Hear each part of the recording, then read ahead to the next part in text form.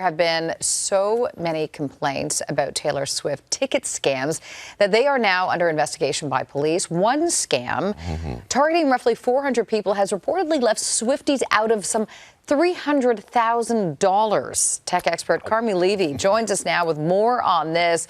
Carmi, when we heard about this, we gave you a call. All right, because we still have a number of concerts in Canada. All right, so what do these scams typically look like?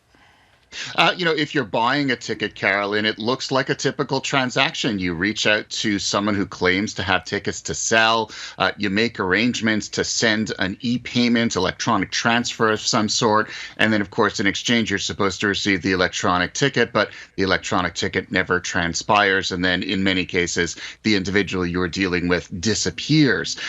In some cases, if you've already bought your tickets, you log into your Ticketmaster account months after first buying the ticket, and then it's gone because someone signed into your account and was able to sell it from literally under your nose. And so they're using familiarity. In some cases, it's people that you think that you know, but their accounts have been compromised, and it looks like a legit transaction until, of course, it isn't, and then you realize it's too late to go back. Yeah, Carmi, this is so ripe for scammers, right? It's almost kind of the perfect storm because we've got Swifties and a lot of people that want to attend this concert, and we're talking big money as well, and people desperate to go to these shows. And with more shows in both Toronto and in Vancouver, what's your advice? What can people do to protect themselves?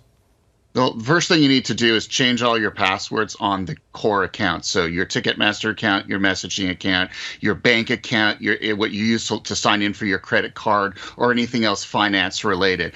In many cases, they're using data that was exposed in previous breaches against us for these so-called credential stuffing attacks, and we slammed the door shut on them by changing our passwords.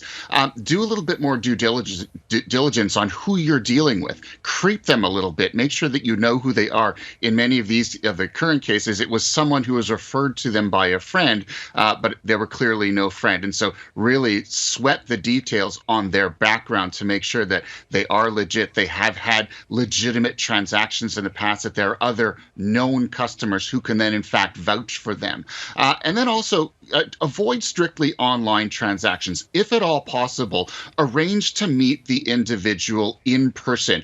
All police stations, for example, in Ontario and across the country will have safe zones in their parking lot or in front of the reception area where you can go to actually engage in these transactions. The police will watch these happen, make sure that you're safe. In many cases, as soon as you mention that, if they're fraudsters, they'll simply disappear and you will have dodged a bullet. All right, great advice. Thank you, Carmi. Appreciate it, guys.